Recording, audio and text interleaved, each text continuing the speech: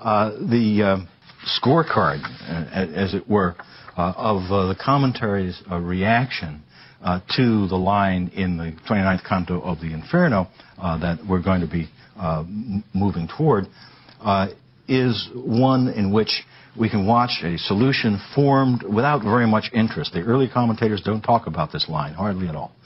Or if they talk about it, they speak about it hardly at all. And then in the 16th century, someone figured out that that's got to be wrong, and it must be this. And that argument now gets balanced. You get ping-pong going through the centuries until in the 20th century, and most notably around 1955 when it got hammered home by an authoritative commentator, the official line becomes almost entirely, no, it's not what they used to think in the 14th century. It is what they discovered in the 16th century. Now, I don't want to go into particulars yet because we'll get to them in a moment. But one can watch in that maneuvering within the commentary tradition that sense that something's going on here. We're the ones who make that, draw that conclusion. The commentators, the individual commentators themselves, don't see the pattern of argument that they're dealing with. They're in a way entranced by the text. We can be entranced in the spectacle of their difficulty with the text and try to do a little bit more with the line than they have done. But let's, instead of talking about them, let's talk about the text.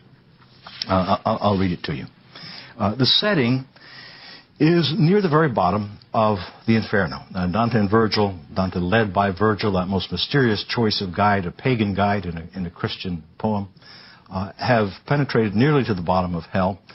They're at the ninth circle, or about to reach the ninth circle.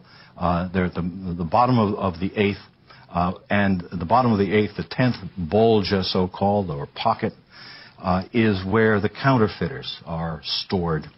The counterfeiters are presented as looking like patients in a plague hospital. They are not a pleasant sight to see. And for Dante, and I won't get into this, for Dante, counterfeiting, like usury, are sins that are a lot worse in his imagination and in his time's imagination than they would seem to us. For instance, usury is seen as being below murder in Dante's hierarchy of the sins of violence, and usury is considered a sin of violence. As I won't get into that rather curious tradition that Dante is involved in. And so here at the bottom of the sins of fraud, we find the worst sin of fraud, counterfeiting. Either counterfeiting money or counterfeiting your own persona, forming a false image which you present to the world. And so we're about to look at that. And the tone is very quiet. Dante, who's one of the great masters of changing pace, who will do scenes that just rivet you because they are so intensely dramatic, who then will quiet down into a kind of almost simple style in which nothing seems to be happening. You can get your breath back. And this is one of those times. Nothing's going on in particular. Dante and Virgil are descending. Down we went as far as the last ridge of the long declivity, always to our left. And then my eyes could get a clearer view toward the bottom, where the ministress of the Lord on high, infallible justice, chastens the counterfeiters whom she here records. I think it can have been no greater sorrow, he continues, in Aegina, to see the whole people sick, when the air proliferated with infection, so that all the animals, even the little worm, perished. And later, the ancient peoples, according to what the poets hold for certain, came to life again from the eggs of ants. Then in that somber valley it was to see, stack upon stack, the spirits languishing. The second part of that passage is, or should be, alarming. Dante, as he begins it, I think it can have been no greater sorrow in Aegina to see the whole people sick, referring to what apparently is a historical event, a plague in a Greek island. And it continues, we're looking at plague-stricken victims, as it were, of counterfeiting. And looking at them, one is reminded of people who got the plague on an island when a population is decimated by plague. It's a historical reference, at least it seems to be, until Dante, at a crucial moment, interrupts this very historical imagining of the plague to say, as the poets hold for certain. Well, if you've read your Ovid and know the Metamorphoses, it's the 7th book of the Metamorphoses where a poet holds for certain that what happened, well, you know what happened. If it's an Ovid and something bad happened, Jupiter was out making love again, and his wife got even and abolished the pleasure and indeed the lives of the inhabitants of the island where Jupiter had been amorous. That's what happens all the time in Ovid, and Dante knows that that's what happened there, and that's the plague he is referring to here. He presents it as at first as history to look like the history that he's narrating. Remember, that is the pretense of this poem, that what he sees is. And thus we have a historical event which resembles it, except it turns out that this historical event is made up, is narrated by a poet named Ovid. We supply that. That's what commentaries are for. They're good at that, 7th book of the Metamorphoses. And we suddenly think, no, wait a minute. Dante is saying he saw these people down here in this valley of hell, and they were like those that were narrated by that mendacious fellow, the poet Ovid, which didn't really occur. He's taking a very great chance. Why should we not conclude that Dante the poet is making up his plague victims just as Ovid the poet made up his? In fact, that is a perfectly actualistic way of thinking about the situation.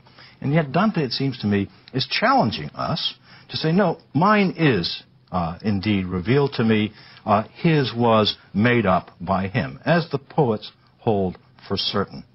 It never really occurred. It has that kind of certainty, and that kind only. My certainty is of a different and higher nature. Now, I think that's what he's trying to get us to understand. He's claiming. Please note, I'm not saying that Dante really thought he took the journey, or really thought that we would think he took the journey. I'm not suggesting that. I'm saying that he did think that we would understand the claim that he is making, that he took the journey. That is a different thing. Now, what happened when readers read that? Well, if your name was Castelvetro, first name Lodovico, a very interesting humanist of the 16th century, great lover of Petrarch, indeed loved Petrarch better than he loved Dante, but he wrote a commentary to Dante. He wrote it once. It was destroyed in the siege of Lyon, and he went back and started it all over again. They didn't have ice boxes in which you put your dissertation in those days. And when one of the techniques when I was a young man, what did you do when your dissertation was almost done? You put it in an ice box in case the house caught on fire. Castelvetro didn't do that and lost the Dante commentary, and so went back to work on it again. It's all the more extraordinary because he didn't like Dante very much. And indeed, coming to this passage in the 29th canto of the Inferno, this is what he says. The burden of what he is arguing is that no poet like Dante has any business in trying to distance himself from the fictions of these lying antique poets. And this is his words. And just how greatly, he concludes this section, Dante mistakes himself in this matter may be understood from what I have set forth in my exposition to the Poetics of Aristotle. That is, I understand about the way in which poets lie. Now, the curious thing is, these are literally the last words that Castelvetro wrote. It's as though enraged by Dante's attempt to set himself off against Ovid, that his heart burst. One writes Hollywood scenarios for this. But these are literally the last words that Castelvetro wrote, enraged against Dante's unsophisticated way of thinking about poetry, not understanding that all poets are, in fact, liars. Now, the strange thing is that in some way, Castelvetro is only recapitulating something that already happened. Namely, a great reader of Dante, and one could argue an even greater reader of Dante and more loyal friend of Dante, Boccaccio. When Giovanni Boccaccio wrote a commentary, which he gave as a series of public lectures, for which he was the first paid Dante professor. I like to tell people that I'm in the world's nicest profession. The first person who ever did it was Giovanni Boccaccio. Giovanni Boccaccio was paid some gold by the Commune of Florence in 1373 to give public lectures on Sunday afternoons about Dante. They didn't have soccer in those days. And I'm trying to do a similar life. It's a good life. Boccaccio, near the end of his commentary, right up to the final moments of it, talks about a similar passage in which Dante swears that he saw a monster swimming up out of the pit of hell. And Boccaccio looks at that and winces for Dante. You know, you write fictions, you don't start swearing oaths, reader, I swear to you by the notes of this comedy. That's what Dante says. That I saw swimming up out of that dark air. And Boccaccio says, you know, people reading that will say, Dante, a grandissimo bugiardo, a terrible liar. And right after that, Boccaccio died. Now, it's really an astounding coincidence that these two commentators both get irritated precisely by Dante's truth claims shortly before they die. Now, I'm not claiming that they actually died because of their feelings, but you know, we don't know. But it is, in its own sad way, amusing.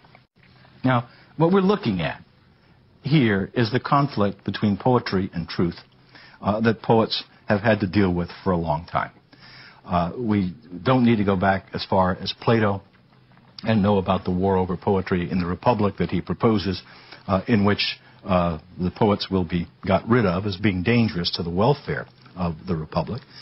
But ever since Plato, others like him, like-minded, have put truth and poetry in different boxes. Truth is on the side of philosophy and theology, if you are in a theological civilization, and poetry is on over there in the box on the side of lying. Poets are liars, and we know that about them. It's the first thing we know about them.